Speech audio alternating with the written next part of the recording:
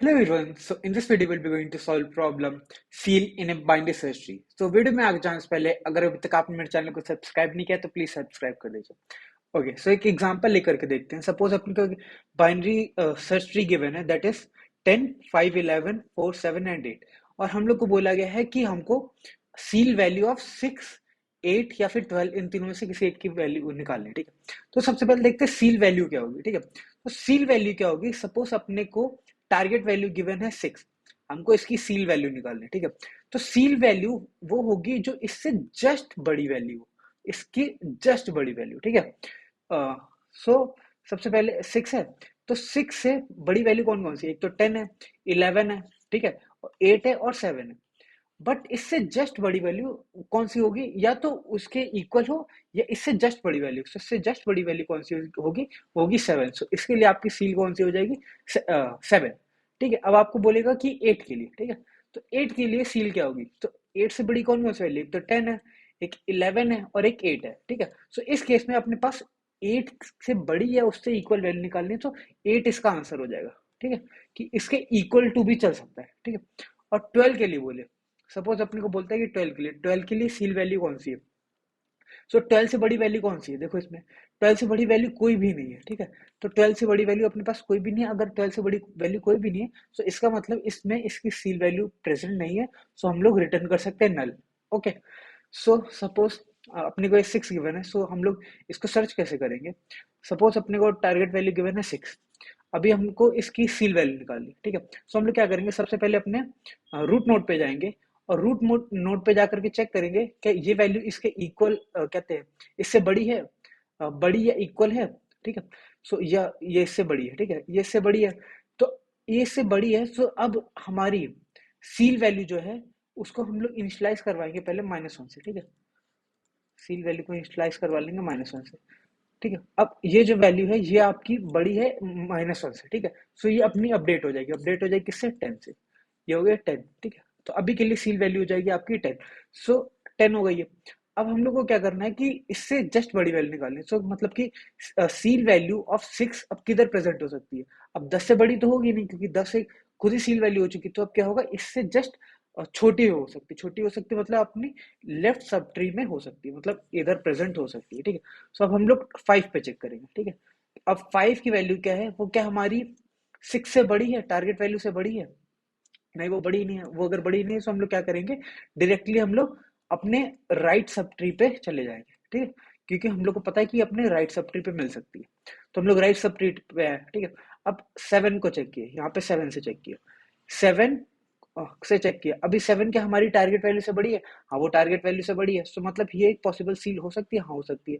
और ये 7 जो है ये अपनी 10 से छोटी भी है। ठीक है, ये 10 से छोटी भी है। सो मतलब ये अपनी पॉसिबल कहते हैं सील वैल्यू हो सकती है। ठीक है, तो इसको अपडेट कर देंगे किससे, 7 से। ठीक है, 7 से अपडेट कर दिए,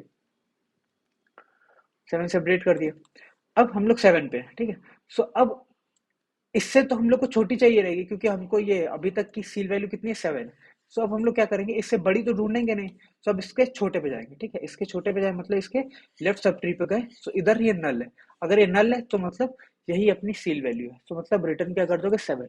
7 हो जाएगी इसकी seal value. Okay, so similarly हम लोग 8 के लिए अगर देखें, तो अगर हम लोग 8 के लिए निकालने जाए तो अभी सील वैल्यू अपनी कितनी है, सील वैल्यू अपनी अपडेट करवाते हैं -1 से। ठीक है, सो अगर हम लोग क्या करते हैं, इसको 10 से चेक करते हैं। ठीक है, सो अभी 10 जो है वो हमारी जो टारगेट वैल्यू उससे तो बड़ी है। सो मतलब ये पॉसिबल जो है अपनी सील वैल्यू हो सकती है। ठीक है, सो अपडेट करवा दो इसको 10 से। ठीक है, अब क्या करेंगे हम लोग, इसके लेफ्ट सब ट्री पे चेक करेंगे कि क्या अपनी 10 से छोटी वैल्यू कोई है, 10 से वैल्यू छोटी है कोई। सो फिर हम लोग 5 को टारगेट से चेक करवाए, ये जो 5 है वो तो अपना जो है 8 से छोटा है। तो मतलब ना तो ये हो सकता है, ना तो इसके लेफ्ट साइड पे कुछ भी हो सकता है। तो मतलब ये पॉसिबल नहीं है, इसका मतलब इसके राइट पे हो सकता है। ठीक है, अब हम लोग 7 से अपनी टारगेट वैल्यू को चेक करेंगे। ठीक है, अपनी टारगेट वैल्यू बड़ी है, अपनी टारगेट वैल्यू बड़ी है मतलब कि अपना इसके राइट साइड पे हो सकता है, राइट साइड पे हो सकता है मतलब इधर हो सकता है। ठीक है, राइट साइड पे हो सकता है। अब 8 को 8 से चेक करेंगे। ठीक है, 8 को 8 से चेक किया, सो 8 8 के इक्वल है, ठीक है, 8 के इक्वल है, तो क्या होगा, अपनी सील वैल्यू अपडेट हो जाएगी, क्योंकि ये जो सील वैल्यू है उससे छोटी वैल्यू है, ठीक है, तो अपडेट हो जाएगी। तो यहाँ पे कितना हो जाएगा, 8। अब इसके ना तो हम लोग लेफ्ट जा सकते हैं ना तो राइट जा सकते हैं, और जैसे इक्वल होगा ना वैसे ही तुरंत रिटर्न कर देना। सो इसके ना तो लेफ्ट राइट चेक करने की कोई जरूरत भी नहीं, ठीक है। तो ये हो जाएगी अपनी सील वैल्यू, ठीक है। अब हम लोग 12 के लिए चेक करते हैं। 12 के लिए चेक करेंगे, सबसे पहले रूट नोड पे।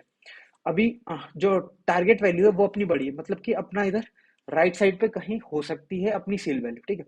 सो अब हम लोग क्या करेंगे, राइट साइड पे क्या 11 है, ठीक है, 11 को हम लोग 12 से चेक करेंगे। अपनी टारगेट वैल्यू बड़ी है, टारगेट वैल्यू बड़ी है मतलब इसके राइट साइड पे कहीं पे हो सकती है, बट अपने राइट साइड पे तो नल है, राइट साइड पे नल है, तो हम लोग क्या रिटर्न कर देंगे, नल, कि हमारे पास कोई भी सील वैल्यू ऑफ 12 है ही नहीं, ठीक है, कोई भी सील वैल्यू ऑफ 12 है ही नहीं, ठीक है।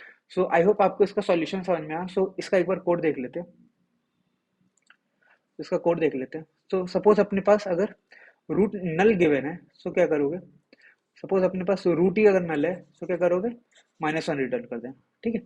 वरना हम लोग क्या करें, सील को अपना -1 से इनिशिएट करवा ले रहे हैं, और जब तक अपने पास रूट नल नहीं हो जाती है तब तक हम लोग अपना लूप चलाएंगे, ठीक है। सो हम लोग क्या करेंगे, अगर अपना रूट डेटा की वैल्यू टारगेट के बराबर हो गई, ठीक है, अगर रूट डेटा और टारगेट बराबर हो जाता है तो हम लोग क्या करेंगे, सील की वैल्यू अपनी रूट डेटा से अपडेट करवा देना और सील को रिटर्न करवा देना उसी समय, ठीक है।